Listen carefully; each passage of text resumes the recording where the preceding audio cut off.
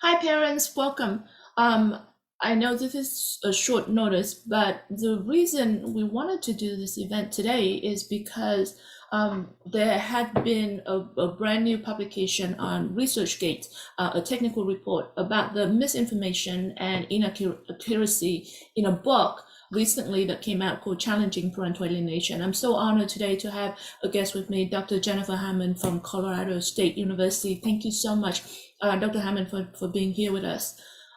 Parents, if you could please help me by letting me know if you can hear me okay. And if you have questions or comments, I know in the past there's people that are asking me, how do you get the question and comments, and just put it in the comments, and I will watch the comments, and I will be able to ask Dr. Hammond about it. I also wanted to point out that Dr. Hammond is a researcher, so your question should be geared toward the scientific side of parental alienation. I know you have your personal cases, and you wanted to bring your what do I do with my child, etc. Like, she can only comment on the aspect like coming from she's a researcher, so from the scientific background of it, instead of legal or anything like that. So just keep that in mind. Thank you so much, Claudia, Mara, Vivian. Thank you so much. And if you guys could please help sharing this, that would be great. So Dr. Hammond, thank you so much. So there was a book that came out. It's called Challenging Parental Alienation. And it's called Challenging Parental Alienation, New Directions for Professionals and Parents, right? So this is a book that came out and trying to say that parental alienation is a terrible thing. And here, this is a tool. Professionals, please take this as a guide to go and handle child custody situation and parenting situation. And parents, this is what the tool for you to go and deal with if you ever right. So that's a tool. And then so this book was published and being used out there. And so you and a number of collaborators decided to look into this book. And what did you find? Well, we already knew based on the authors of the chapter textbook or the chapters of the book that they were probably not going to be sharing complete information about the research and best practices that we have about parental alienation. And so we already kind of went into it concerned that there might be some misinformation communicated. So about a team of about 6 of us sat down and we purchased the book and started reading through it to decide maybe there was a book review that we could write from our perspective as experts in the field of parental alienation. But the more we read each chapter, we couldn't even get through several pages of each chapter without notes and notes of pages of what was wrong. And these weren't differences of opinions, mind you. These were flat out mischaracterizations of research, lies like falsities, like complete distortion, straw man arguments where they were defining things about parental alienation that none of us defined the same way. They were using anecdotes and case studies or stories from people that they would cite as truth that were clearly unverifiable. Completely, you could tell were kind of created to create fear in the reader, like, oh no, look at all these horrible things that are happening to children and parents, and we need to do something about it. And it was so horrendous. We decided that we needed to really identify the major themes that were the problem in the book and contact the publisher, because it's not ethical to publish or keep in publication books or journal articles or anything that that have so much disinformation, misinformation.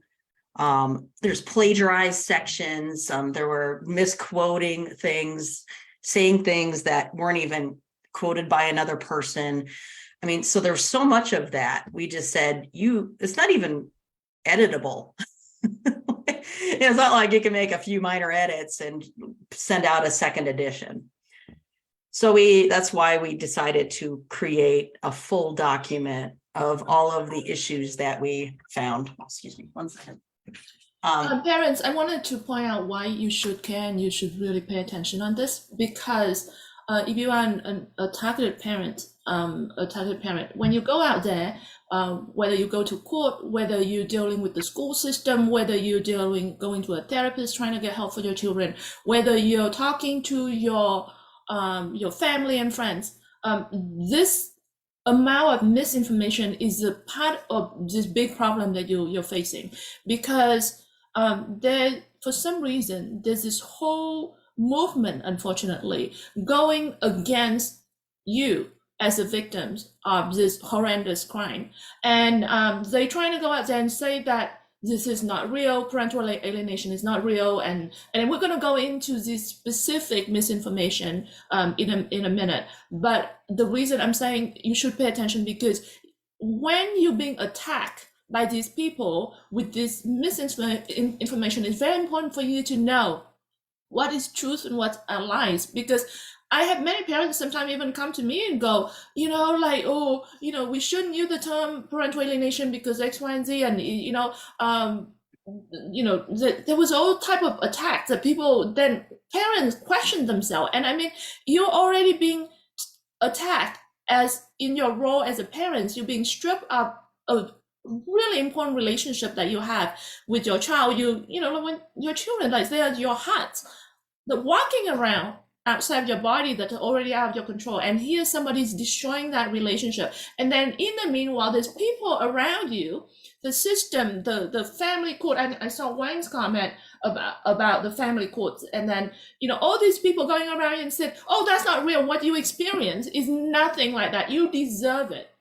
Mm-hmm. Right? And here is why what you experience is not real. And then they putting out all these bits of misinformation and making you feel like you're questioning yourself. That's why it's important for you to be aware of, here are the truth of what it is, so that you can in yourself be able to understand what it is, but also be able to address it, whether it's in court, whether it's with your team, which is your lawyer, your therapist, and all that, and with the school system and things like that. So this is the reason why it's important for you to be aware. And if you could help by sharing this video, you may not be comfortable sharing it on your personal profile, but if you share it in different groups, that you can talk to people about it. So really appreciate you, and let me know where you're calling in from as well, and your comment and your question. Wang said that they really allow this form of child abuse, like the family courts. And unfortunately, part of it is this: books like this, tools like this. There's this, recently I did an interview with attorney Ashish Joshi, where we also talk about similar kind of things that spread through the legal system.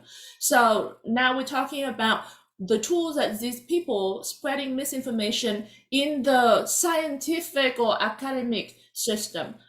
So when you go through this book and you see so much, really junk in this book, and yet it's published as a book, and it's set up as a tool for professionals. That means lawyers, therapists, judges, custody evaluators, guardian ad litem.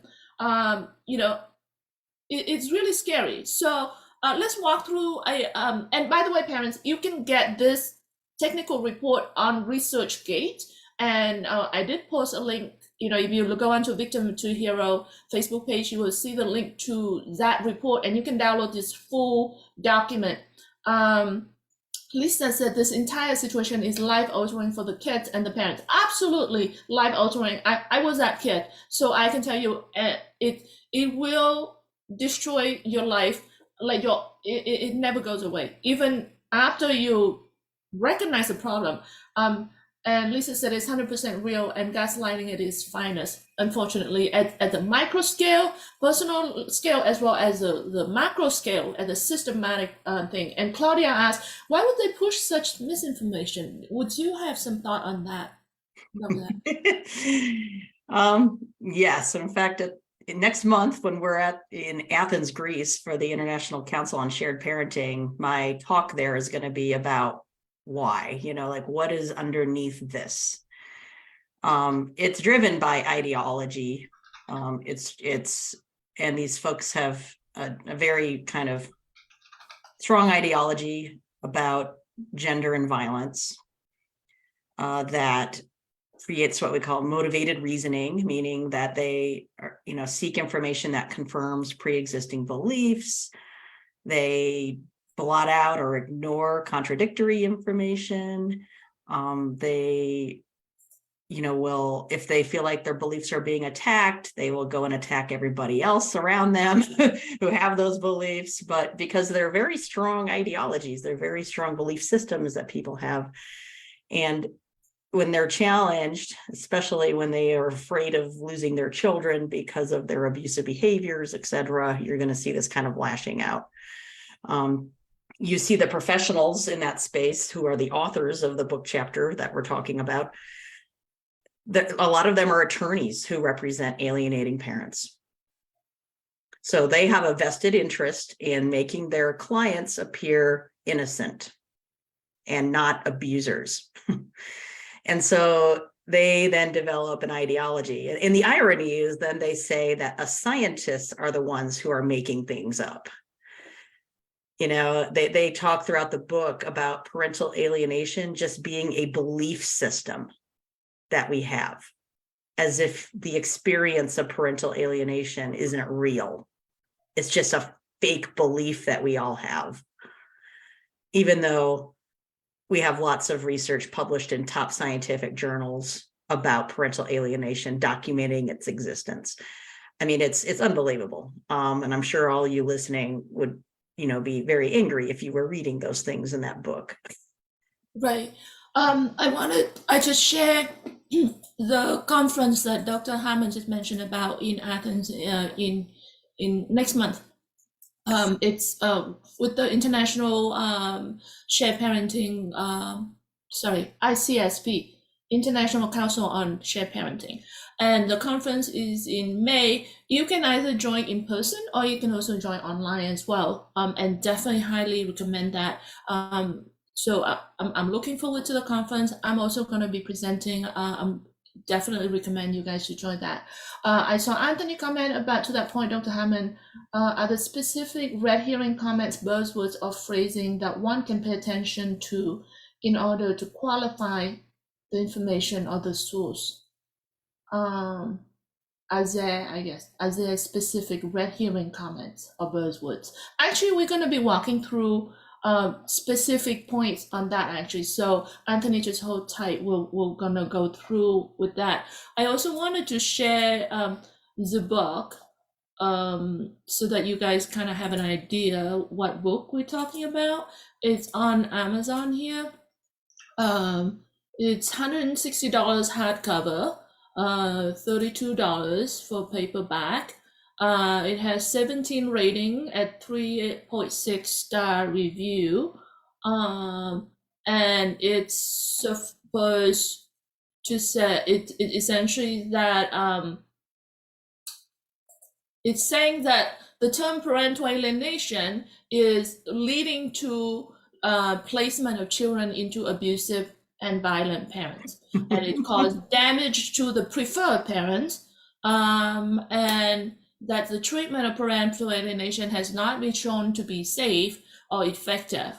And it talk about, so anyway, you can go and check out the book if you want to, but this book here, like I said, it's a new directions for professionals and parents. So it's set up to be the tool, supposedly authoritative tool for professionals. So it's very dangerous, the kind of misinformation that's out there. Also, I wanted to share if you guys wanted to find the technical report that we are talking about right now, so I think you can go to ResearchGate, and I'm just gonna share this. It's this one here. Okay, so this is the report, the technical report that we're talking about that that is a comprehensive review of the misinformation and other inaccuracies in that book. And so you can get this on ResearchGate, and you can go It's in. free. It's free. Yes, it's free, right? And then you can go in, and there's a lot of details. Like everything's very clear that you can read the whole thing. Melissa said thank you so much. Yeah. So then there's so we're gonna kind of walk through some of these misinformation. Before we go into that, I do wanted to point out this sort of a parallel that happened to our society in the past to do with smoking, right? So there's a book called Merchant of Doubt, and I think it was made into a movie as well. And it pointed out a research by, I actually forgot, a professor at Stanford, I think. He did this amazing research at Merchant of Doubt, and it analyzed how our society, how a particular industry with vested interest, which is the tobacco industry, with vested interest in order to benefit from people to make money, to try to encourage people to smoke, they try to detract people from the scientific information about the damages that smoking causes to your health. And somehow they were successful for the longest time, for decades. And they were able to convince, split create all these divides among the scientific community and the influencers and the policymakers and the public, and create this sense that somehow smoking was good and it's cool and it's fun, and they got away with it for decades. And meanwhile, all the scientists, the good scientists sitting on the side like, hey, it's really bad. And they shut down these people. They really destroy these people, making these people as if they are bad people and that they don't have scientific information. Essentially, it's exactly what's going on right now with parental alienation, is that there's a group of people with vested interests is going around and essentially destroying, don't care about the true damage to parents and children, and then trying to shut down the scientific community, create the divide in the scientific and the professional community and the policymaker, and essentially destroying the life of these children and the parents. And it's really tragic. So I just wanted to point out that parallel. So Dr. Harman, so one of the first misinformation out there that highlighted in the technical report is that there is no empirical research that support the reality of parental alienation. I have to laugh when I read this. Okay, this first one here. Would you please? Oh my God. Oh yeah, and I'm sure you've all seen this on social media. People are like, oh, it's pseudoscientific, or it's not scientific at all, or there's no research at all. They keep repeating this over and over in the media, and it's all over this book. I mean, so everything that was in that book that we talk about in the report, this isn't unique to the book. This is sort of a summary of everything you're seeing in the media, and all the tactics being used by legislators and advocates and people out there who drank the Kool-Aid of what the advocates are trying to get them to believe about this. So this is one, like, there is no science. And I don't know how many more studies I need to publish before people will say, oh, there's enough science here. I published a review paper in June that we talk about. It was published in the journal Developmental Psychology, which is published by the American Psychological Association. We identified all the studies where there is empirical research on alienation. It's a strong, robust field of study that's growing. I mean, we can no longer deny that there's research on parental alienation, and it's good research using a variety of methods, many different samples. One of the authors in the book even wrote that the research is really only focused on North America, which with no evidence to support their statement. And it's not true. I mean, people have been publishing in 10 languages. There's people sampled from all over the world. This isn't just a US, Canada problem.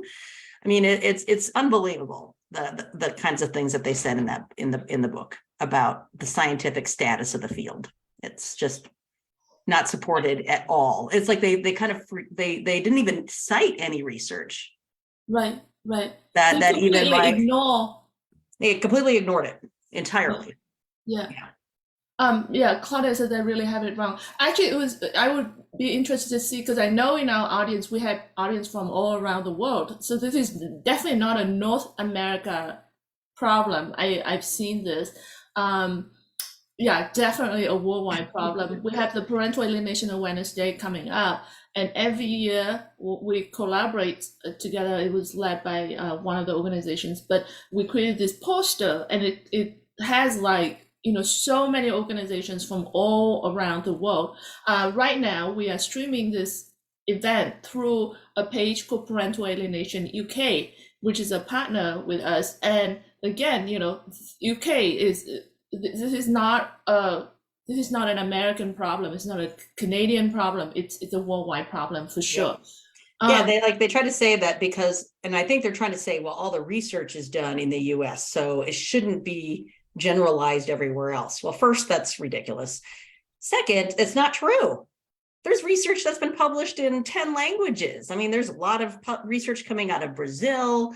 I mean, that's South America, right? I mean, there's Australia, totally. I mean, granted, that's kind of an Anglo-Saxon, kind of similar court system as the US, but different culture, different composition of people, different norms. I mean, there's stuff coming out of Asia. I mean, there's stuff all over, and research coming from all over. So it's just a falsity. It's a falsehood that they're saying in the book.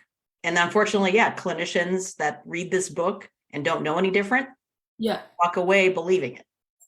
Parents, by the way, if you are not sure about the amount of scientific research on this field, the paper that Dr. Hammonds just mentioned is a landmark paper, really, where she did a comprehensive review on this field as a scientific field, parental alienation. And there's research that has been done for decades, thousands of paper, and the methodology in it, the data in it, the credibility in it, so she did this whole analysis. And if you guys haven't seen that paper, look it up, because then you'll see how ridiculous it is for someone to say that there's no empirical research in this field. So definitely. And what's interesting is if you go on social media and you post that, the critics will go on and say, well, that journal was allegedly peer reviewed. I've seen Jean Mercer say that. She says that in the book. And I'm like, allegedly peer reviewed. It's published by the American Psychological Association, right? And plus we published that review in the journal Developmental Psychology. Jean Mercer, one of the co-editors of the book, is allegedly a developmental psychologist. So she should know that that's a good journal. Right. And ethically, she should know and stay up to date on the research before she gives opinions like that. Right. But she doesn't mention that paper or that article. She doesn't mention any of the research that we cite in that article. Right. Yeah. So Anthony said, is there a litmus test or standard that a hypothesis or area of research needs to pass before it is accepted by the general scientific community? So Anthony, if you notice, Dr. Harman mentioned about, a particular, that paper that we talk about was published, like her paper that talked about parental alienation as a scientific field was published in a journal, Developmental Psychology, was published, and that is a very high standard paper. It was peer review, which is one of the standard for consider it to be, scientific. Good journal, like every journal have a rating in terms of like consider as a credibility. And then also it's a journal by the American Psychological Association. So it's very important organization. So that kind of thing is the kind of things that you look at. I don't know if you wanted to add or correct anything. Yeah, I mean, so it's important to recognize that there's a lot of different journals out there and they're not all the same. Scientific journals, when there's a peer-reviewed process, this means that other scientists have reviewed the paper and evaluated the scientific merits of it, the methods. They look at whether or not the methods or statistics were appropriate to be used to answer the research questions. Now, a lot of journals require full transparency of everything that you do, such as availability of your research data, all your materials. Professional journals, or kind of journals published by special interest groups or associations alone, tend not to have that process. It might be what they call peer reviewed, but it's peer reviewed by other professionals, maybe not scientists.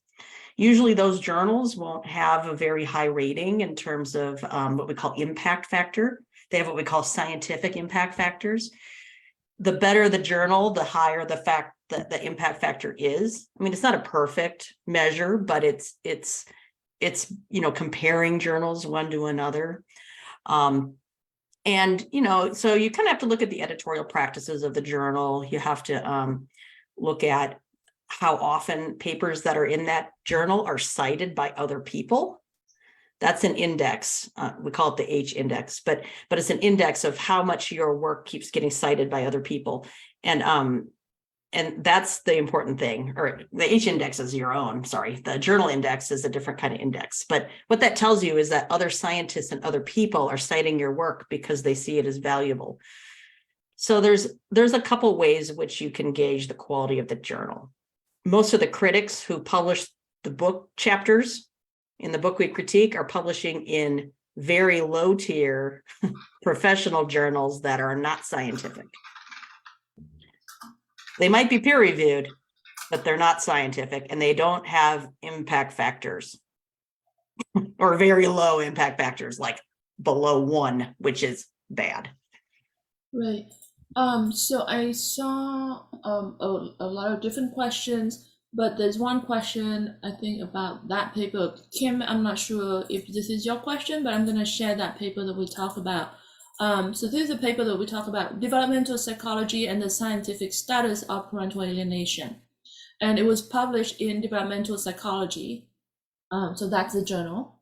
And in here, she talked about how she has done research and sorry, it doesn't show the full text here, but you can get full text of this, by the way. Also, this one also free, so you can get it. And there's an analysis of showing how this is a field that is developed and it's solid as a scientific field.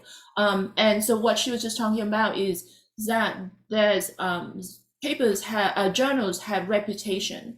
And so for a journal to be considered have good credibility, have good transparent process for peer review and that kind of things.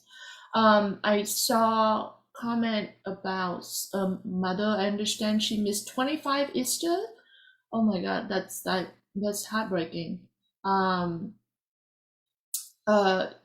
Kim, this paper is her analysis of the field of the research field in parental alienation. So Dr. Harman did this research and do what they call a comprehensive, Systematic review. Systematic review. Thank you. Which is going through and really looking at every papers out there, and then go through and looking at each of the publication and trying to see, okay, what is the method that using this? Is it what kind of data is being used, etc. So and then she did a review on that and then write up about the field. So that's a very good paper. And so a lot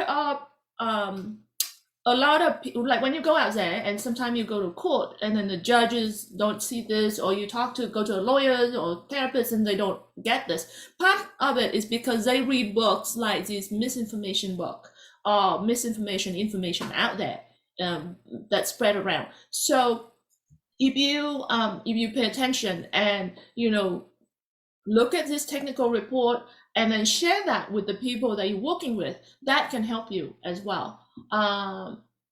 So I saw Kim said 25 years of alienation. Lisa said my journey started in 2008, and now she hasn't seen two grandchildren. Um, yeah, it's yeah, and parents hanging there. Yeah, definitely. Thank you for sharing that. Um, and then I see, I think someone, I'm sorry, there's certain thing that scroll through my screen a little bit too fast. Okay.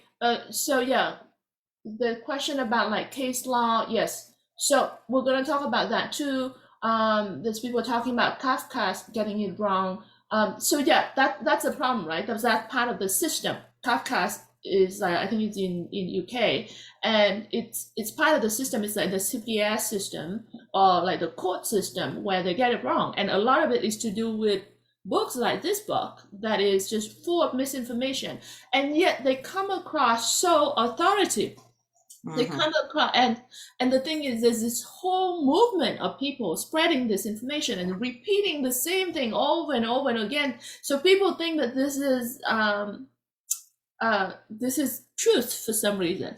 I mean, when I testify in court, the attorneys usually for the alienating parent or alleged alienating parent ask me questions related directly to these themes that we identified in the book, because they were told that these are problems with parental alienation research. And I spend probably half my testimony correcting all of it and saying, no, here's this study, here's this study, here's this study, here's this study. And I just got to go down and I re-explain to the court and educate them that these questions are not true. The very premise of them is not true. Or they Right. ask questions that are built on straw man arguments, which we talk about in our critique. You can see that in there. I mean, and you can't even answer a straw man argument, like, because they set, like, for example, they'll define parental alienation in a way that none of us define it. Right. And then they throw arguments at it to tear it down Right. and make it look like they won. Like, look, here's why they're wrong. And Right. no, because your very premise of your argument is wrong to begin with. Like, that's not Right. even, but they do that all the time. And so the only thing you can do is correct them and say, that is not how we define what parental alienation is. That's not how scientists define it. And then they like to say there's no consensus among people on what we mean by it. And they say it's because there's so much debate among, and that there isn't Isn't really debate. There's isn't debate. that funny, right? It's the exact people that create the divide and create Oh the yeah, confusion who it's a then said, smokescreen. look at that, there's a Yeah, divide and there's a confusion, and this is the exact people go and lobby for law changes and then go, look, there's a law. yeah, So it's like it's you know, yeah. like you Like, give them look, something, I'm they gonna, break yeah, it, and then I'm say, gonna look, it's publish, broken. yeah, I'm gonna publish my opinion in a crappy journal. And then it looks like there's controversy among scientists. This is what tobacco, this is what all the science deniers do. Climate science, same thing. Oh, look, there's controversy because somebody wrote an opinion someplace. So there's controversy. No, it's a false controversy, because Right. among the scientists, there isn't controversy. Yeah. I'm asked this a lot in court. Well, isn't there controversy about parental alienation? It's like, between who? Who are you talking about? Not among scientists. And in fact, I just finished reading a few recent articles and some older articles. There hasn't been consensus on what we mean by child sexual abuse. There has not been consensus on what we mean by intimate partner violence. And yet they point to parental alienation and say, look, there's a problem with that. And so we shouldn't even talk about it or recognize it because there isn't consensus. Well, if you're going to use that logic, then you're going to say there's no such thing as child sexual abuse by that logic. Right. It doesn't make any sense at all. It's just because they're trying to protect abusive parents who are alienating their children. That's what they're doing. Right. And see, parents, so that's the thing, when you go and fight in court, this is the kind of information that you have to be aware of and be able to bring it out and make sure that your team, your lawyers and all that is aware and well educated about this. And the same with like school teachers. So another misinformation that was identified in this technical report about the book is that it said parental alienation theory assumed that all children who manifest contact refusal were influenced to do so by the alienating activities of the favored parent. So would you Yeah. please comment? Like this one here. Yeah, this is classic. This is a straw man argument because no parental alienation scholar has ever said that any kid who's rejecting a parent has been alienated. Like that's the only explanation. Nobody's ever said that. Yeah. And yet throughout the entire book, this is something that all the authors or nearly all the authors said.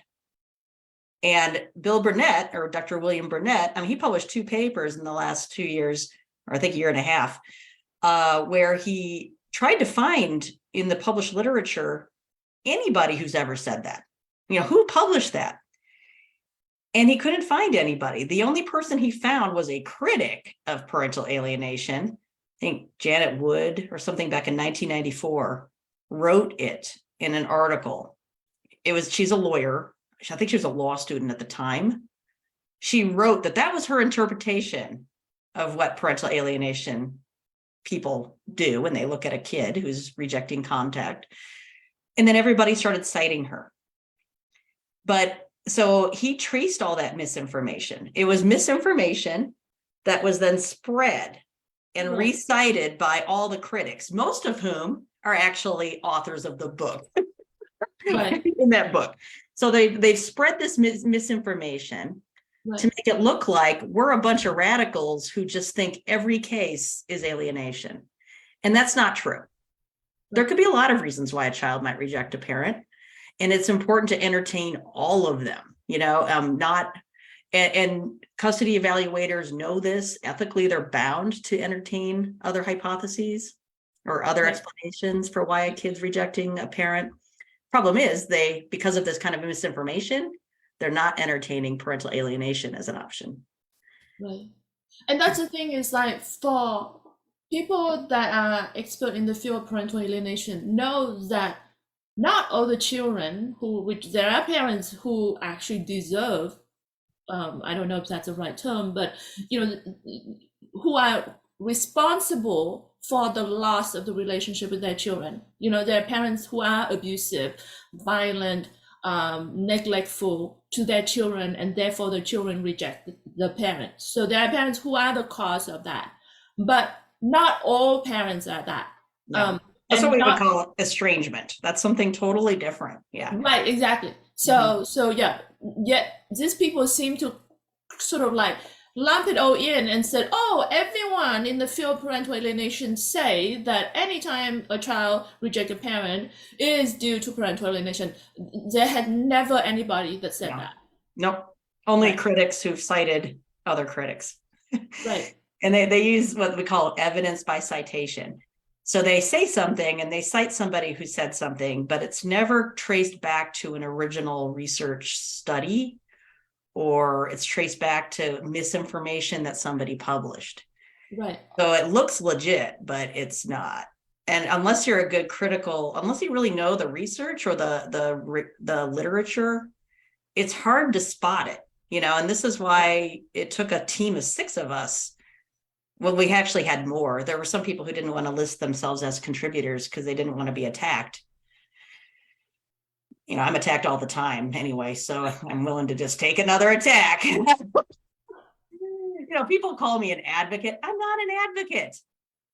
I mean, I'm an advocate for science, but I'm not a child advocate. I'm not a parental alienation advocate. There are people who are, but I'm an advocate for science. But that's it. But they try to say, oh, I'm just an advocate. I have some vested interest. And so I'm promoting parental alienation. But the reason people say those things is because they want people to not trust the experts. That's a science denial strategy. By getting you to doubt the experts, it undermines their message. And you've seen this. You probably have all seen this. Attacks on Dr. Gardner, on Amy Baker, Bill Burnett or Dr. Burnett. I mean, anybody who does work in this area and is a visible person is being attacked by these kinds of comments, and they're simply not true. I'm being attacked now. People are claiming that I took money from Ms. Gottlieb to fund the evaluation that I published about her work, about her evaluation. I never got money from her. In fact, even in the article we published, it says we received no funding. And yet reporters are trying to do open record searches at my university to see whether or not I actually got funding, and I lied about it. I mean, I have nothing to hide. I'm not, but you can see the lengths to which these people are going to try to take down the experts. Yeah, actually, what Dr. Hammond just mentioned about is a particular research that she did that evaluate a reunification program, and this research actually showed that the reunification program is effective and it doesn't cause harm to children. And so this community of misinformation spreaders doesn't like that. They wanted to be able to say that there's no effective way of treating, parental alienation, and that reunification is bad. So then they spread this information, and then because Dr. Hammond's work is very credible, it was peer reviewed, it's published, always published in very high reputation journals, scientific journals. So they trying to take it down, and they couldn't figure out a way to take it down. So now they're trying to attack her and trying to create this false sort of rumor about she's getting, money behind the scene, etc., etc. And it's ridiculous to me because it's like, can you show me that you never received money? I know. Yeah. It's so bad. Oh my gosh. How do you prove something that doesn't exist? Yeah, no, there's no money. Yeah, look, my hand is empty. So anyway, I do notice the time. I think you have to go soon, or you have to go now. No, I booked time because I know we started late too, so I bumped some things around. So. Okay, good, great. Thank you so much. And then, so I do see like a few different questions, like Anthony and Claudia and other people about, how do we fix this? Like, how do we change what can the public do? I mean, honestly, that's a great question. If you guys can think of way of like us, the public, the advocates, the professional, how do we fix this? That would be great. Because we're all trying to figure this out. That's the $1 million question, right? So I wish I knew. I mean, I'm a scientist, so the best I can do is try to communicate my science to people in a way that they can understand, and hope that there's creative people out there who know and have ideas on how we can get this into the right hands, how we can, I write reports. I try to write review papers in some journals that are easy and more digestible for attorneys and the public. Some of the stuff I write is very technical, and it's written for scientists because that's where the best science goes. And but I also try to write in other types of journal articles. I've written for a law review paper, and for lawyers to read. But we have to rely on the creativity of, I think, you all, and how best, like, I've had advocates email me saying, hey, what research do you have on this that I can use? And I'm happy to share anything, right? I have developed, we have a call for papers for a journal called the Journal of Social Issues, where the theme is on science denial. And we are actually asking for papers across many different social sciences to submit ideas on how to do this, like how to address the problem, because I think we're all struggling with this. There's so much misinformation out there, not just on parental alienation. There's misinformation on vaccines, on climate change, there's illnesses. I mean, you name it, there's misinformation about it, because there's a lot of people with different interests and different ideologies and beliefs. So we're not unique in that sense. And I think we can learn from what other people are doing in those sciences. But we're still trying to figure it out. And so I think it takes collaborative minds. I know at some conferences are a good place to network and try to find other people who can maybe kind of work together. I know it's great to be involved here with Victim to Hero. I know that you're working to try to find some solutions to this. The best thing you can do is not engage in straw man arguments. You have to just identify the misinformation, call it out, and move on. Identify the strategies that people are using. That's the intent of our report. So I think take our report and use it in any way you can. I mean, if you see somebody posting something, you can directly challenge them and say, here's why you're wrong. Or just because you say that doesn't mean it's true. And so I think just using some of those, calling it out and using some of the strategies we see people using in other fields. It's the best thing I can come up with at the moment. I mean, it's a very challenging thing. I saw Kim said I give up. So parental alienation is child abuse. I don't think I understand your comment. I see you mentioned Department of Justice, and you mentioned government. Maybe I missed your earlier comment, so I'm not connecting what your comments are relating to. So if you want to clarify that, would be great.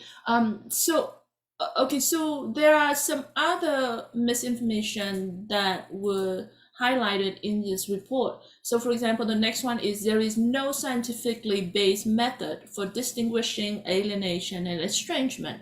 Now we just talked about how estrangement is very different than alienation. And even sometimes I've noticed targeted parents misuse this term, and they would use so it's very important to understand alienation and estrangement are completely opposite things. They're not even related. They're not the same. So don't use those two words, in sort of interchangeable. So it's really important to know that. So this reminds me back to the question that we just talked about, how do we fix this problem? Actually, it started first with knowledge. So, first you need to really understand what is right, what is wrong, where the truth is, where the science is. So yeah, being educated about this is the first step. And then the next thing is, how do we spread the message? How do we spread the truth? How do we fix this? That's definitely the next thing is important. So that's why it's important for you to look into reports like this. This is why we're doing events like this, because we want you to be aware of the information out there so that you can deal with the problem. So first of all, let's talk about what is alienation and what's estrangement. Let's clarify that. And then let's address this misinformation, Dr. Hammond. Okay, so when you see kids rejecting a parent, we know that there could be a number of reasons why that could happen. Again, we don't always assume it's parental alienation, or we shouldn't assume that. It could be because maybe there is a parent who was abusive or had a substance abuse problem and neglected their child or things like that for a period of years. So the child has a legitimate fear or concern about that parent, right? And it's something about that parent-child relationship directly. That's what we call estrangement. And it looks different. The behaviors and the outcomes in the child are different than kids who've been alienated. Alienated is where the parent that the child's rejecting didn't do anything wrong. They're just like a normal parent. They did normal things that teenagers don't like you for, but nothing like, it's just being a normal parent. But it's where they've been influenced to believe that parent never loved them, abandoned them, is unsafe and unfit, right? And so when the child starts to believe that and internalize that, that's when we call them alienated from a parent, because now they're resisting this parent because they're angry and they're hurt and they feel rejected. They believe that parent wronged them, even though they didn't. Right. And that's different. That means they've been influenced. Now it's usually the parent who did it, the preferred parent, usually. It doesn't always have to be. It could be step parents, it could be grandparents, it could be combinations, it can be foster parents, it could be lots of different types of people who do this, right? But it doesn't happen just on its own. The kid doesn't just talk themselves into hating the parent. That doesn't happen. And so it is a social influence process that happens. But that's the difference. And there's also another reason why a child might resist contact, and that would be what we call a loyalty conflict. That's where a kid loves both of their parents. Both of the parents are not getting along. They're equally engaged in fighting each other. Like they just can't stop fighting, right? Even after the divorce, and they're using the kid as a tool between them. But in that case, and it could be very bad, but the kid still is stuck in the middle, and they haven't rejected a parent.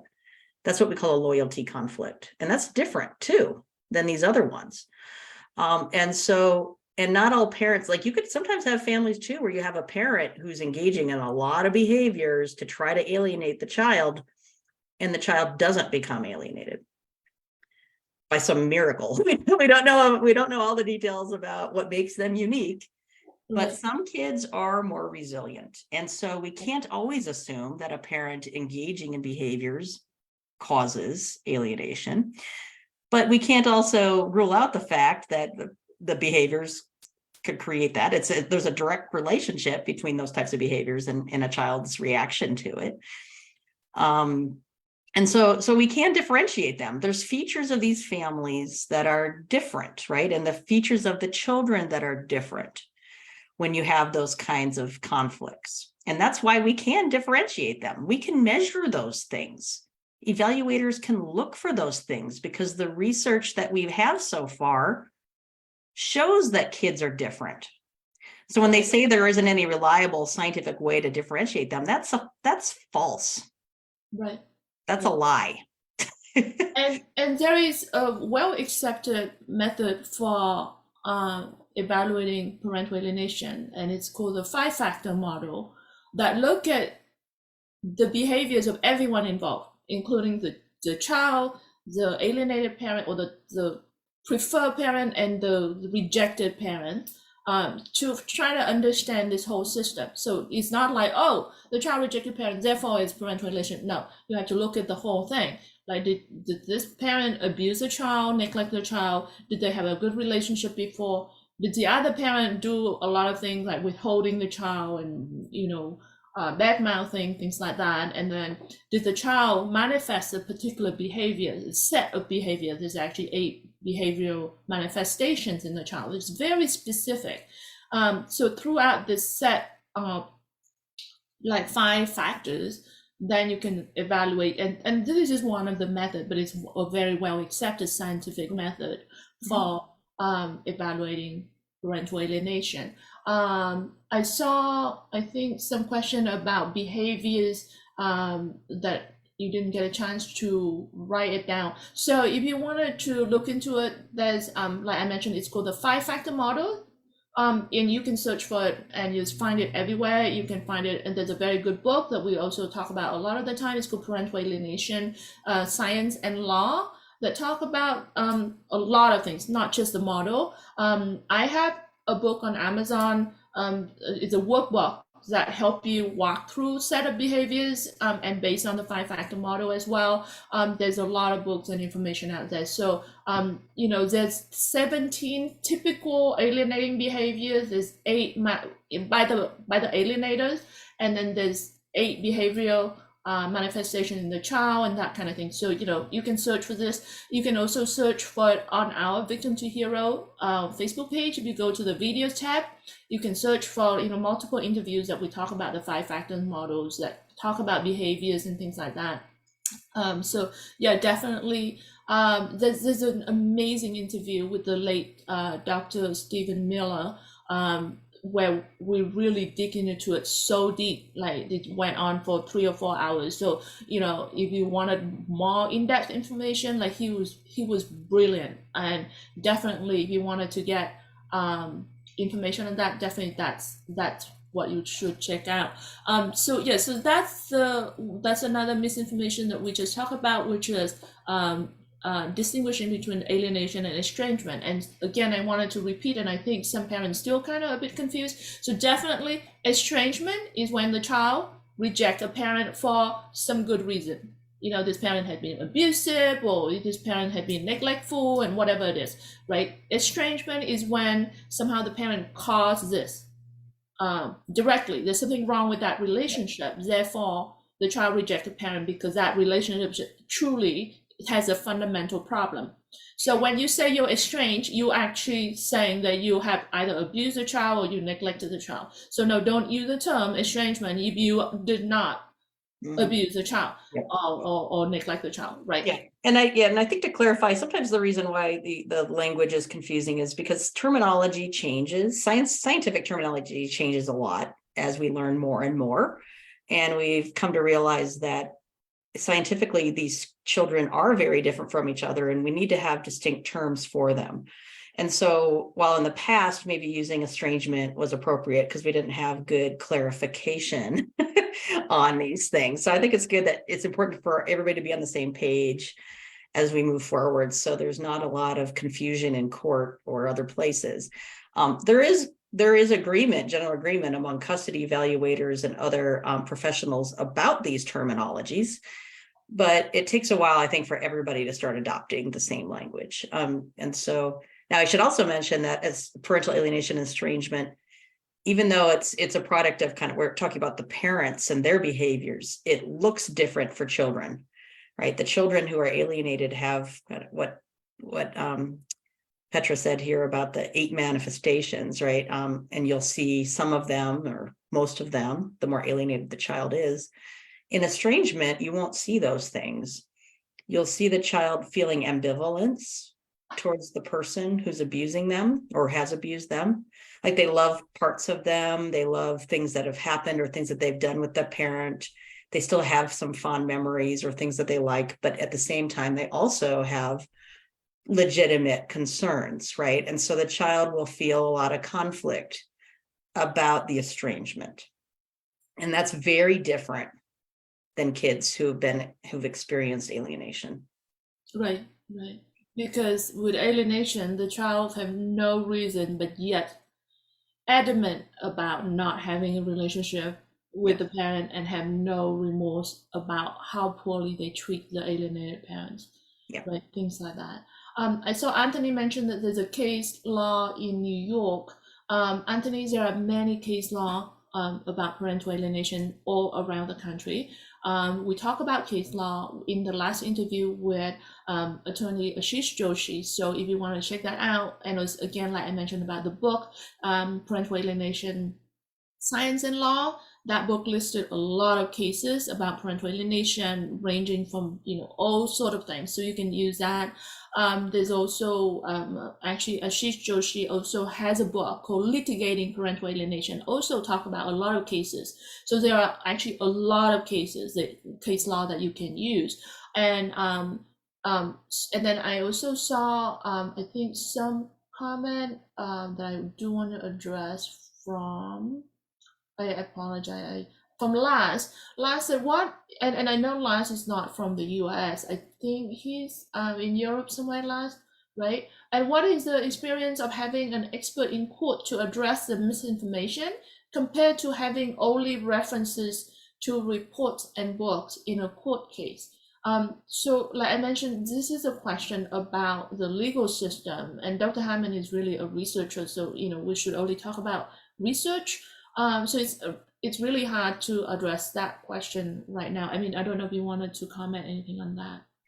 Yeah, I mean, I think it also depends on the admissibility of different types. Like I know sometimes lawyers have tried to admit articles I've written, and they won't admit that unless I'm there to talk about it. But I think it depends where you are and what the judges will allow. I know I can speak to what other people have written, but I'm an expert in the field. So a value of having an expert like me or somebody else who publishes research on parental alienation, if I'm admitted as an expert, I have to show to the court, there are standards, right? There's a Daubert standard across federal courts in most states in the US. And that means that, the courts recognize me as somebody who has published peer-reviewed scientific journals on this topic, that there is some consensus among many people in the field about what I study and other things. So, and I've been admitted as an expert in 17 states and the District of Columbia, as well as in Ontario, Canada. So whenever I testify, because I'm an expert, I can talk about the work of other people. Like I can go in and say, well, so-and-so published this paper, and because those papers help inform my opinion, right? As a scientist, I have an opinion on things. And then I have to describe where I base my opinion on. Right. If, clinicians, for example, could base their opinion on the science, which they should, but Right. they don't often do that. Yeah. Or sometimes they'll just base it on their clinical experience, which is fine too. It's a different way of knowing, Right. but it depends on the kinds of questions the court's trying to deal with, right? So Right. I don't know if having just an article itself is enough. You'd want to have an expert or somebody to be able to speak to it. Right, and it's hard to comment because it also depends on the jurisdiction as well as what admissible, and then so what you just talk about actually remind me of something that I've seen parents may not be aware of, and even their lawyers not aware of, is that sometimes you will have the alienators bring an expert who they call an expert in court, and sometimes you forget to question the standard of their experts. And so one of the important things to go and also look at is to go, oh, should this person be admitted to testify in court? Because alienators will bring in people that a lot of the time are not qualified. And we've seen cases, and you also I've have been on cases where the alienating parent, who the court found to have been alienating the children, had one of the authors of one of the books, or one of the authors of a chapter in the book that we're talking about. And I was the expert on the other side. I'm not going to say who it is, but the court, because this person is, I don't think there's any scientists who are authors of that book. The majority of them are attorneys or law students. Aside from Jean Mercer, who's a developmental psychologist, but she doesn't publish research and she doesn't do research. So there aren't any active scientists who published anything in that book. And one of these folks tried to go on and be an expert for the alienating parent on 2 cases that I was on, and try to give an opinion about science. And the court rejected their testimony by saying, or not rejected, but they limited it, saying this person doesn't have the qualifications to talk about science because they're not a scientist. And that's how the court system should work. They should keep out people from giving opinions about things that when they're in the wrong lane. I'm not going to go in. I stay in my lane. I'm a scientist. I don't give clinical opinions. I only talk about science when I go to court. Other people, if you're a clinician, you can give clinical opinions because you're staying in your lane. If you're a lawyer, I don't think you should be giving opinions about clinical practice or science. That's not your lane. You can give opinions about law. Right. That's it. But unfortunately, they will operate outside their lane. And so you need to have a good attorney who can weed out the people who are giving, if they're going to give an opinion on the state of scientific research, they should A, be a scientist, or B, at the very least, have read everything about it. And they should question, what have you read? What articles have you read that have been published since 2016? Right. What scientific peer-reviewed data and research data have you read? If they can't cite anything, then they are not an expert on the scientific status of the field. Right. And not that they would necessarily be an expert, but that's the bare minimum. That's the starting point of what. If you don't even know the basic, right? Yeah, I mean, if they don't even know that, then you got a problem, and then you kind of have to then question, okay, well then you want to inquire more about their expertise. But yeah. So the next misinformation here, I kind of like touched on it earlier already, which is there is no empirical based treatment for parental alienation. Now this misinformation is interesting because right now there's a push by these people to try to prevent reunification therapy for alienated children. And there's an article recently by Hannah on ProPublica, right? So we kind of touch on the treatment. We talk about the evaluation that you did with Linda Gottlieb program, which is extremely effective. And you did that peer review research, publish it, and show that it's effective. So for this statement that's saying that there's no empirical based treatment is really ridiculous. Do you wanted to comment more on this, and also if you wanted to comment on the article on ProPublica? Hannah Dreyfus is the reporter who's trying to investigate me with claims that I took money from his Gottlieb.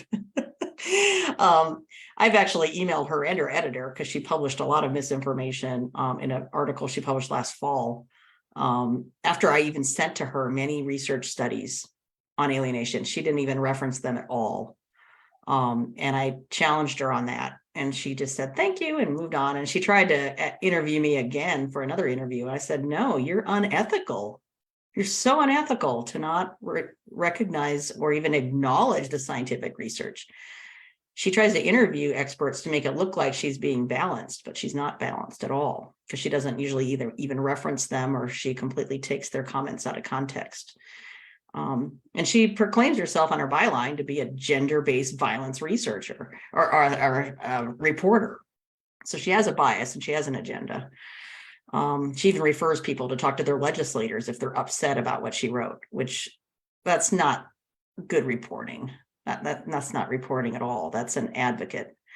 But yeah, so this idea that there is no research or no empirically based treatment is ridiculous too. I mean, there's been reviews of research articles on interventions published by Templar and Mathewson. For example, they published one. I think they have another one coming out soon.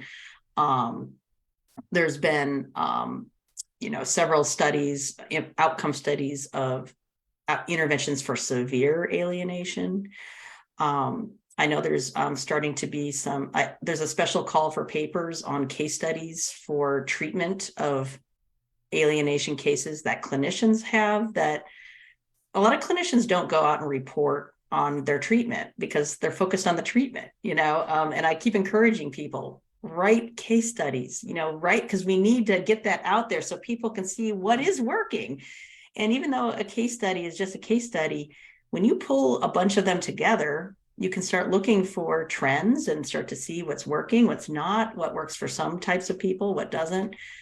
Individually, they're not very strong, but combined, they can be. But the evidence so far indicates that we do know what works in different types of treatment. And parental alienation is a form of child abuse.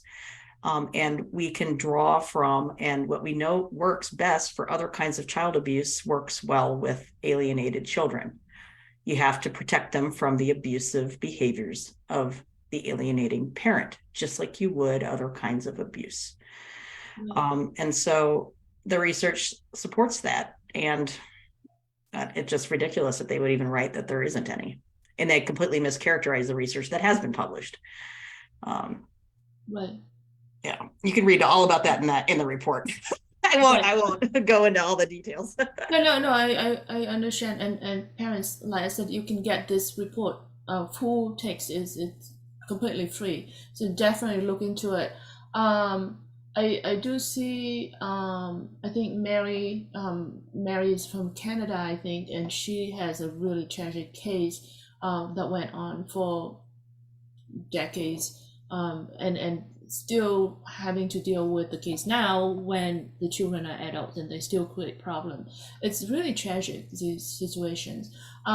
So treatment is always something that have a lot of interest to parents. So the reason we're not kind of dealing with it today, but we have dealt with it in many interviews in the past and in the future, is because it's huge. And there are many aspects of it, from prevention, when you start seeing early sign, to mild to moderate cases, the treatment is very different than severe parental alienation. Now, severe cases have a completely set of treatment. So it's very important for you to be aware and don't apply it in the wrong places. So, look into the interview that, for example, we did with Dr. Amy Baker, with Dr. Matheson, interview with Dr. Burnett, a lot of different interviews, so you can see that. But anyway, definitely pay attention on those. Okay, so then the other thing that I thought was really interesting was, and we talk a lot about mischaracterization of research study, but there's this thing where they actually Where is it? I think it's they actually even use misrepresent case law, right? They even throw legal Yeah. cases out there and misrepresent it to make it look like somehow Yeah. parental alienation is Yeah. In not. fact, yeah, Professor Meyer did that. She cited a case, she quoted something from a decision in a case. And so we tried to track down that decision to see, like, is this characterized the right way? And when we went and reread the case, it wasn't at all like how she was portraying it. In fact, the case itself, it was clear the court was trying to grapple with a lot of different conflicting evidence and other things, but she tried to make it look like the court had just sort of decided against a mom who claimed to be abused and they were discrediting her and other things. That's something she commonly likes to write about. But we didn't see any evidence of that in the actual court order when we looked it up. And so if you're just reading that and you just follow everything she says and believe everything she says, you would probably just say, oh, here's evidence of her position. But when you go and actually look at her citations and what she's doing, it doesn't support her at all. Right. In fact, a couple of times she cited as proof or support for things she says, she cited like articles published in a newspaper that were written by an advocate or written by a group that is aligned with her center at George Washington University, like a blog as evidence of her opinion. And if you don't know any better, you don't go search that up. You go, oh, look, she's citing scientific support for the things she says. But her citations are just not reliable or reputable. Right. It's not scientific source. Or she cites an opinion written by somebody else whose opinion was based on somebody else's opinion and not based on research or based on really bad research, like not even published, published online and not even in a journal, for example. Yeah, this is a very widespread problem that we face as a community, unfortunately. Yeah, like whenever I publish in a scientific journal, the reviewers know the field and they can look at the things I'm citing and see if I'm accurately depicting what people said. I can't tell you how often I've seen myself cited by critics where they completely misrepresent what I said. And it's just infuriating because I'm like, I never said that. Or that's not at all like what the article says. And they cite my paper to support some opinion of theirs. Now, most journals that are reputable won't allow that kind of thing. They'll catch it. They'll tell them to make corrections. They might tell them to find a different citation because they know better. But less prestigious journals don't catch that because they're not looking that closely. And then people read it and go, oh, look, there's some validity. And there's one journal in particular that's really bad at that. And that's the Journal of Child Custody, Child Development, and Family. I forgot the name of it. It used to be called the Journal of Child Custody. They changed the name and they've been publishing a lot of misinformation about parental alienation. A lot. Right. And Bill Burnett's identified that in his last paper, that a lot of the misinformation that he identified recently is a lot of it's being published in papers in that particular journal. Right. So Kim, I saw the question about like what kind of citations. Definitely like that paper that Dr. Hammonds just mentioned about, that Dr. Burnett published with some collaborators that actually, and we talked about this in the last interview with attorney Ashish Joshi as well, is they actually trace the misinformation and the citation to really false information, and yet it creates a spread. So you got like one or two a really bad opinion, not scientific at all, and then suddenly it spread out. Like they're just repeating this, they're citing it, they cite as if, and then now it becomes this massive field, and it just seemed like, oh, there's so many people publishing about this thing, but all of it traced back to this like two or three things that is totally wrong. And then it's just echoing. It's like an empty echoing chamber that it just keep going and going and going. And unfortunately, that's a problem. We do see comment from someone that's talk about how my daughter is already setting up that when she had children, she's going to tell my children, her children, that I'm an abusive grandmother. So it's already setting it up for the next generation of alienation. And unfortunately, that's the problem with alienation. Is it's a multi-generational problem in so many ways, and that's definitely one of the ways. I do want to talk about quickly touch the aspect about like misinformation, like misrepresenting cases. In particular, to do with something that became unfortunately a big law at the federal level, which is called the Cadence Law. So these advocate groups will push this, and they misrepresent this particular case where the child was then killed by one of the parents. This child named Caden. And so they then turn around and make it seem like the judge failed at this, the system failed at this, therefore we need to create law to punish the targeted parents. Essentially, that's what it is. And so they were able to completely misrepresent this case and then go to the legislators at the federal level and really bypass all the due process. And the thing is, with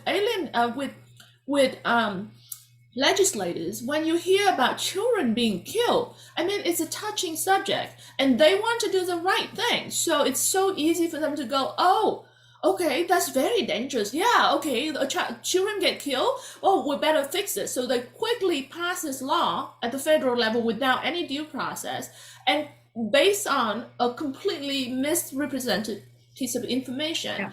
And then we have a judge, a different judge, because the judge of the case is not allowed to speak because that's the thing is, you know, there's privacy issues, there's ethical issues that they're not allowed to speak for themselves. They can't defend themselves. So there's all this misinformation spreading around saying he failed as a judge and it's the system that, and he couldn't even speak up for himself. But a different judge who has retired, she then went through all the document of the case, looked at the case in very specific detail, and she then said no.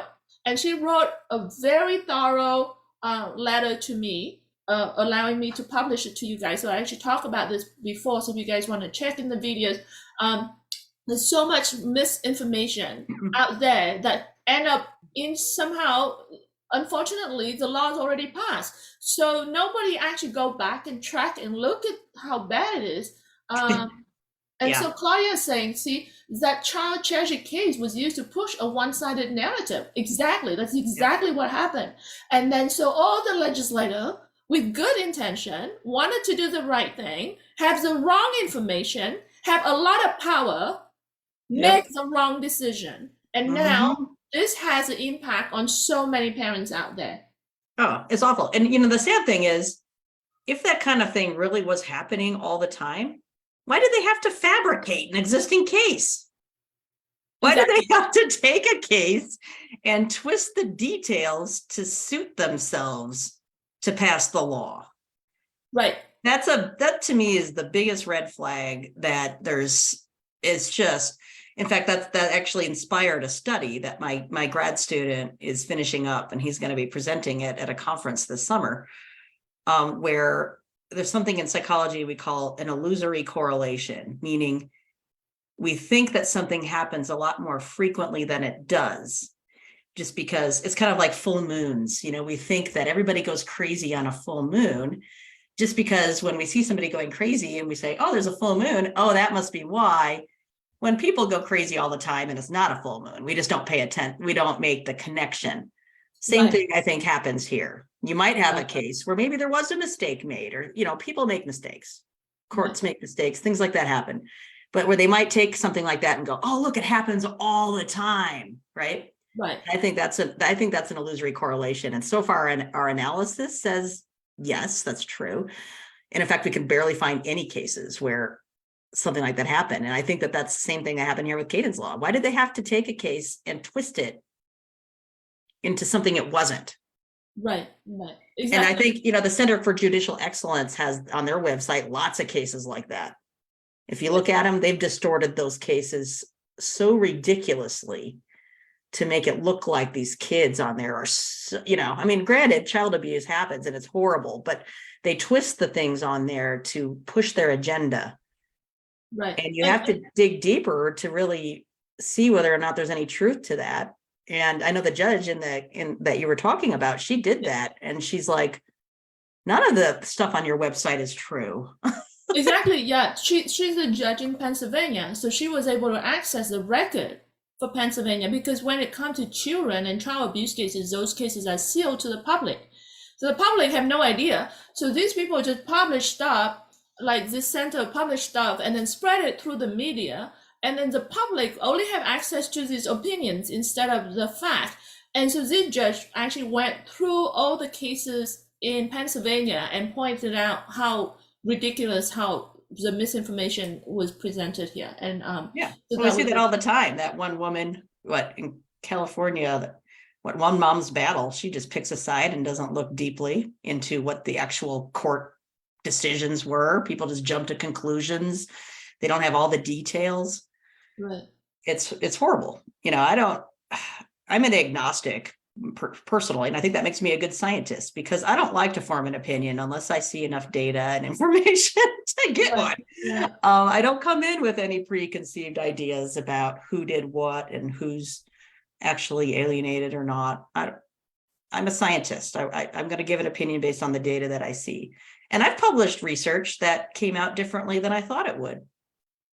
I have an idea of what I thought. In fact, I used to think that more mothers would be alienating parents than fathers, largely because of what I was seeing published on social media. But my research actually doesn't find that, and it challenged some of my own beliefs about it. And I think that's important to do. So if you're consuming information that other people are posting on social media, always be critical because you don't know. If you don't have the whole story, Right. don't jump to any conclusions. I don't care if the kid is videotaping something. I mean, if you're an alienated parent, if a kid's filming a video saying horrible things about a parent, you don't know if that's their real feelings or if it's the product of the alienation. Right. You don't know that. But when the advocates take that stuff and then go show it to their legislators, they're doing it to freak them out. Yeah. That's that chapter. There's a section in the report where we talk about the misuse of case studies. In fact, if you want to show it, there's one that Jean Mercer writes about where they talk about a kid or a kid talks about, or a young adult talks about how she was handcuffed in the courtroom or something like that and dragged to the airport. And she told the guards that she was being trafficked and all this stuff just because she was being transported. Oh, this one, I think it's this one. Yeah, taken in handcuffs. Yeah, from the courtroom. Yeah.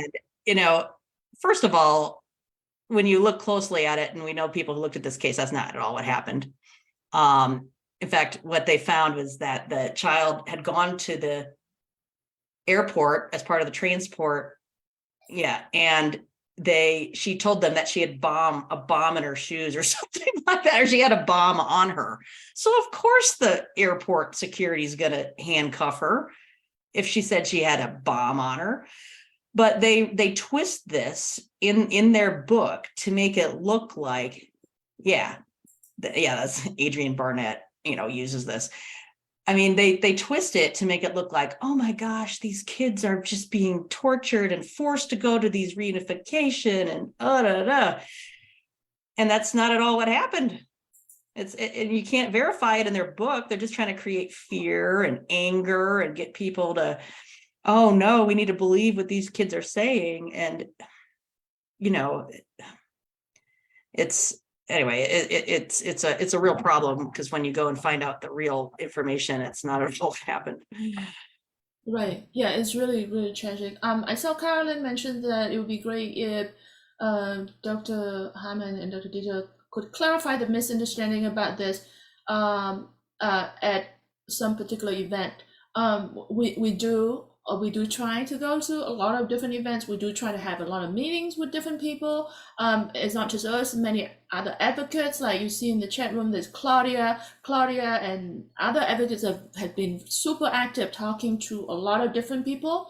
If you wanted us to be involved in some particular event, feel free to, like reach out and let us know the information about those events, and we'll see if we can recommend someone to go to those things. I saw Claudia said about those domestic violence advocates usually portray that fathers are always the perpetrators of violence and never a mother. And the reason for that is to push their funding.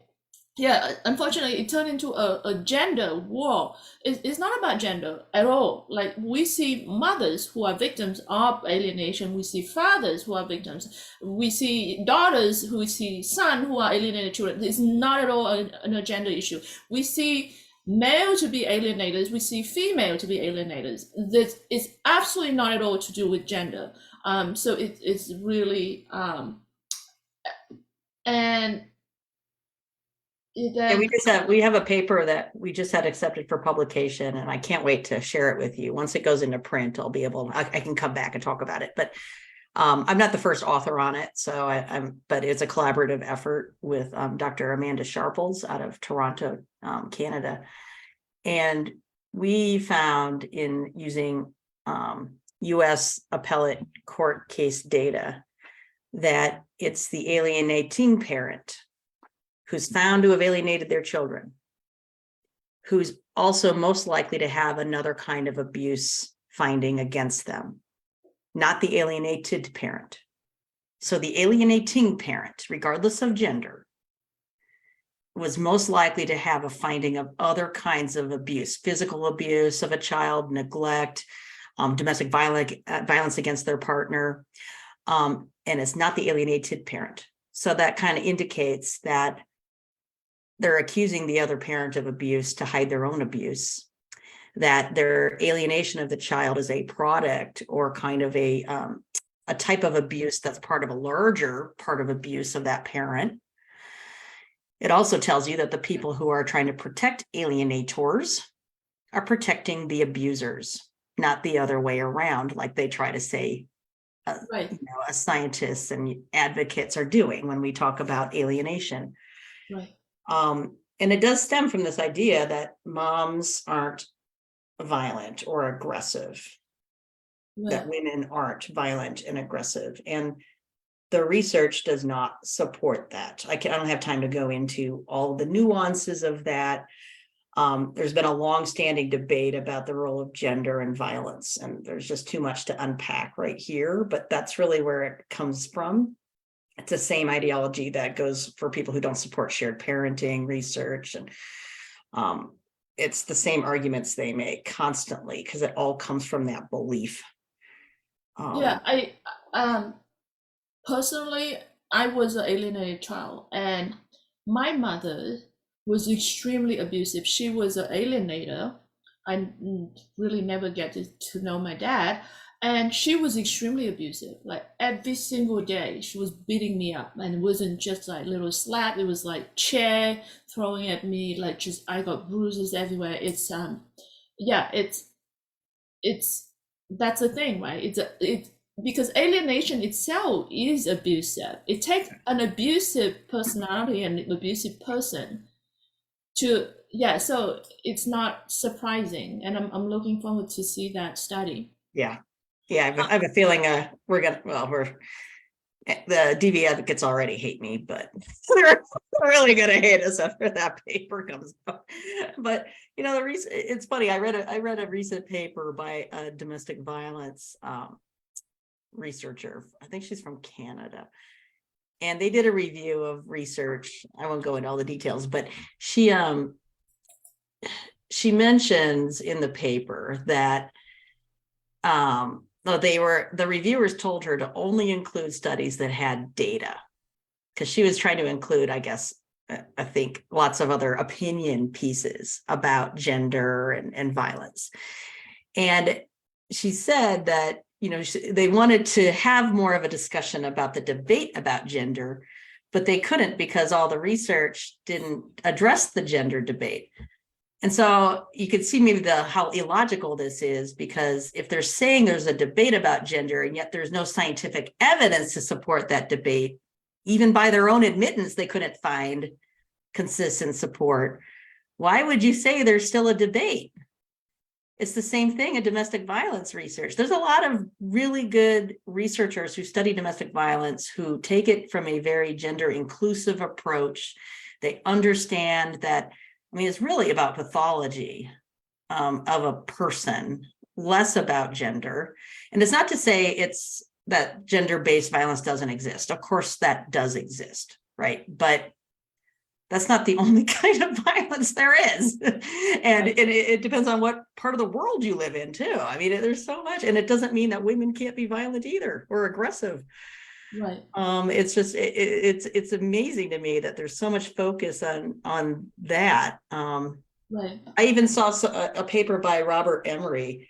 I mean, we know sibling abuse is really bad. I mean, siblings can be horrible to each other, right? And there's not very much research on it. And in fact, Robert Emery wrote that, we shouldn't even really focus on it because it happens all the time. And there's other more serious forms of abuse.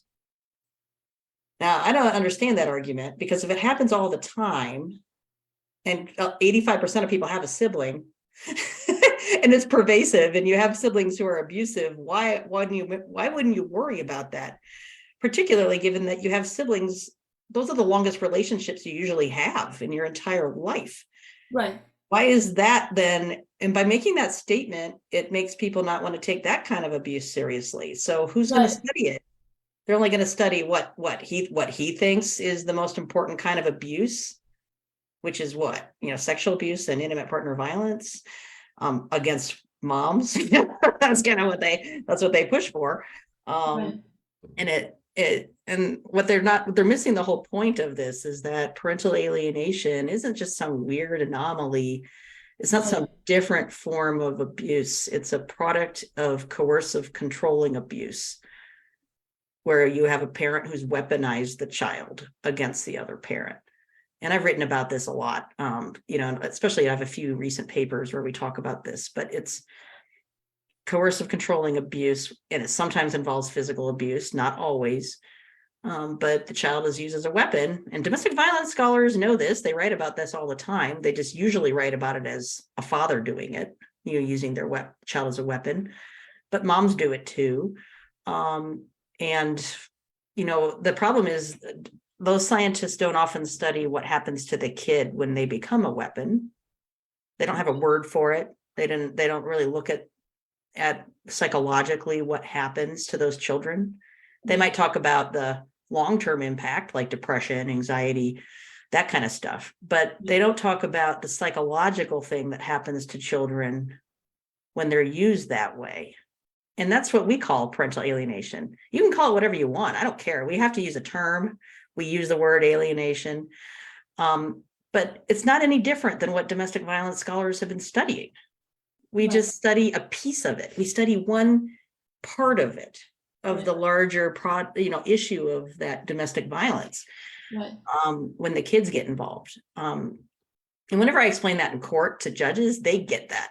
They understand that. It's just, unfortunately, you have to communicate it that way. And it's not some weird anomaly that we're just making up. Like Joan Meyer, in her chapter, she says that parental alienation is just invented as a legal defense by fathers who are abusive. It's just something we just invented to protect fathers from allegations of abuse in court. I mean, it's just ridiculous. Yeah, I mean, you can come up with whatever names you want. I know what it did to me. I did through it. It's real, and I you can call it whatever you want to call it. At the end of the day, it's still I still have to suffer that.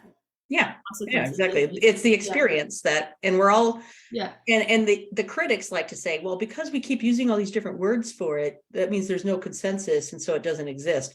That's not true. The experience is the same. When you describe the behaviors, you describe the outcomes, people agree on what those are.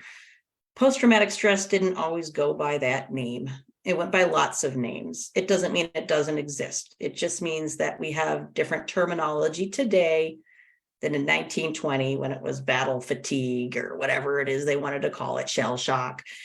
We have different terms because the science has advanced, and we have to have precision. And that's so right now we're settled on parental alienation. I know I sometimes see parents saying, well, we should call it something else because everybody's saying it's bad. Whatever you call it, they're going to demonize it. We can't go and keep changing it, because then what they do is they say, look, they changed it again because they realize that the word is wrong and they're trying to. No, the critics will just turn everything you do against it. So this is the term we've settled on. There's nothing wrong with the term. It Right. captures what is happening. And we just need to point out the science denial and the ad hominems that the critics are leveraging. Yeah. So I saw a comment from Bernard and it made me laugh. He said, I have often wondered if the term parental alienation would be better accepted if it was changed to, say, a stroll in the park or the sunny day syndrome. No matter what it is, it's still the same Yeah. abuse, really. And the thing is, parents, if you pay attention on the cadence law, you will see that no term was used. They never even mentioned the term parental alienation, but it specifically attacked the victims of parental alienation. The law was passed without ever using the term parental alienation, and now, as parents, you are going to suffer no matter what. So don't think that just because you change the term, somehow they're going to accept it and they're going to acknowledge your pain and your suffering. They are out there to go against you no matter what, unfortunately. Yeah. Uh, so one of very pervasive behavior, alienating behavior that alienators do is custody interference. So custody interference is when the alienator withhold the child, even though it's your time, the targeted parent's time to have the child according to the court order. So there's a court order that say, let's say, you can have your child on Friday at 6. And then you turn up to pick up the child, or you wait for the child to be dropped off according to the court order, and you can't find the child. Now, that's called custody interference, and that's one of the very pervasive behavior, alienating behavior. And so on Saturday, in 3 days, we're going to have a very big event specifically about custody interference, and this is in collaboration with Interference of Child Custody Coalition, led by Claudia and Rael and amazing group of advocates out there. And I really want you guys to not miss this event. It's so important because we're going to have cases. It's heartbreaking, but it's so important for you guys to watch because we have, parents that the child get kidnapped to different country, and then they have to eventually find the child and have to go through the court system to try to get the children back.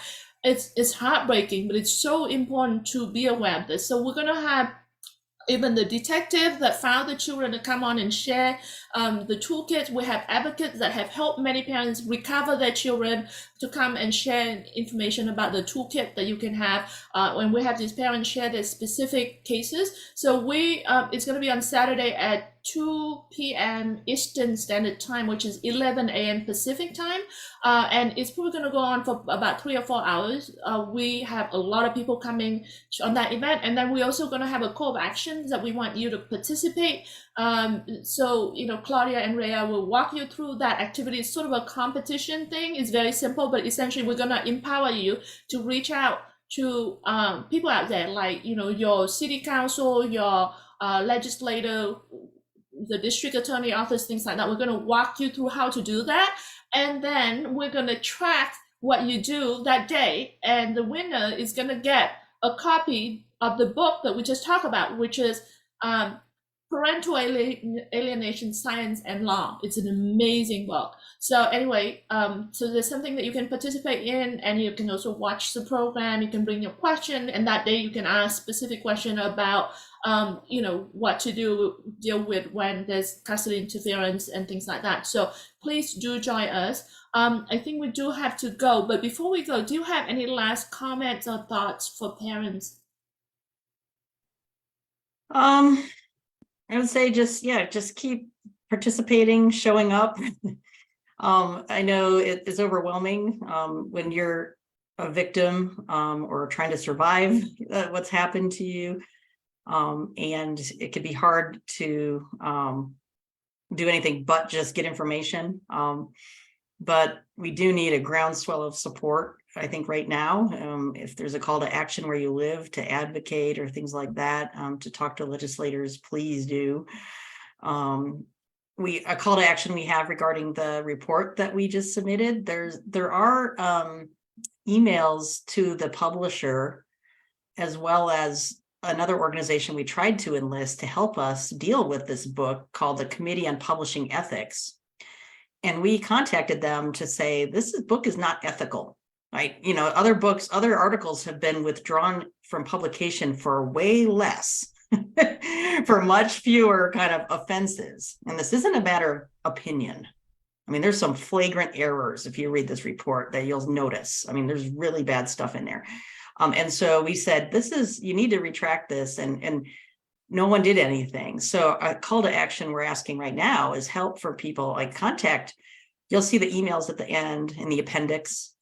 You can contact them and say, hey, look, I saw on page blah, blah, blah that they said this. And, you know, we're looking for people to kind of step up and kind of help put some pressure on them to do something. I think they just thought we were just a group of authors who were upset about a book that went against our beliefs. And that's not at all what this was about. And so that's one call to action we have, to have people help us. And, you know, you can just look through and see a couple of the things that the authors have written, and I'm sure you'll find some things that offend you. Each of you might be a little bit different, or things that you know from a study you did or you read that you can comment on. You know, that would be useful. And I think, you know, just, you know, showing up and getting involved is probably the most important thing. You know, we need voices. Write some op-ed pieces. You know, I know it's hard to put yourself out there, especially when you don't want the other parent to come after you and stuff like that. But unfortunately, unless we have more people speaking up, it looks like it's just a few of us. Like, it kind of looks like it's just me and William Burnett and Amy Baker. But when you look at what I published in terms of all the research, there's a lot of other scientists out there. I'm just publishing a lot right now, but there's other people who are also publishing. And the other side makes it look like we're a minority and we're just some radicals in the field. And we're not. That's part of the science denial, is to make people think that we're a minority opinion. And so this is why we need everybody to speak up, so it's clear we're not minority and that there's a lot of you. There's a lot of us. Yeah, so Dr. Harman just mentioned about the call to action. What you can do is to write to some of these people. So one of these people is a committee of publication ethics. You can write to them and you can explain that you experience this yourself. So this is very real. You're not abusive, yet you lost the relationship with your children due to the alienated behaviors, and the child became influenced by that, for example, or whatever else that you want to write to about. And this is a publisher of that very misinformed book. Claire Jarvis right here, you can see she's the one who actually handled the book itself. And it's disappointing, because you'll see in the report, Rutledge has published other books. Like Dr. Mathewson published a book with them. And more recently, there was another book published by somebody about parental alienation. And those are actually reflecting of the science and the research. So it's weird that they would publish this other book that completely contradicts everything in there. And like, why wouldn't they notice that maybe there might be something wrong with the book if it's so different and is, you know, and they look at the science behind what they quoted and realized it wasn't science. And so, yeah, I mean, I think that's one way to go about it. And if you see people posting things on social media that are wrong, you know, you can combat it. It's hard because you'll get attacked by the other side. I know social media is sort of a cesspool of no offense, but there's some real awful people out there, right? Especially on Twitter. But at the same time, if you're out there and you have some influence and you have things, getting other voices out there to combat the misinformation that people are spreading on social media, it would also be useful, because the media reads that, the mainstream media reads it. Right. I can't really go on social media. So if you try to contact me there, I only go on and post stuff and I leave, largely because I'm attacked so much. I mean, I don't know if people realize how how bad it is, but it's really bad. So I try to stay off of it, other than to kind of just provide information is really how I use social media now. And Right. it's hard. It's because I like social media to stay connected to friends and colleagues, but when you work in this space, it's really toxic. You get attacked for speaking up the truth. Yeah. So it's very toxic. So yeah, I think I saw Kim mention about health is not well and PTSD. Like, yeah, definitely the impact on the alienated parents is devastating. I saw Tony talk about how he has full custody and yet the police department wouldn't let him file anything. Okay, Tony, unfortunately, sometimes you will run into the police, the law enforcement that are actually also not well informed and they're not doing their job. I would definitely recommend reaching out to Claudia, who could help you, because we see this kind of problem all the time, and you need a little bit of support and enforcement, basically, to hold them accountable, because they have a duty to protect, and you are a victim of a crime, actually. So you actually have the right to file. So if they are refusing, you would need some advocates behind you. So definitely try that. I saw Bernard said so many incredible advocates who are highlighting this. I think Claudia said, thank you so much, Dr. Harman, you're incredible. I saw someone else said it's amazing to see you in flash. I guess they've been reading your publication, but they haven't seen your videos, I guess. Yeah, so anyway, thank you so much, parents. Really appreciate you guys being here. Please help share this. Really appreciate you. Do leave comments and questions, and I will try to check and see you guys on Saturday, because we're definitely going to come back with a very big event with a lot of I think it's going to be really heartbreaking, but it's also going to be so important for you guys to become aware of it. And then I'm not sure the comment from Carolyn, but anyway, thank you so much, parents. Have a wonderful day. And I will see you in person in Athens in a month. In a month. 1 month from today. Yes. Yeah, parents, definitely check out that conference and register either online or in person. And if you are coming in person, yeah, please definitely say hello, because I want to grab a drink with you guys or hang out or something. So anyway. All right. Bye-bye. Thank you. Thank you.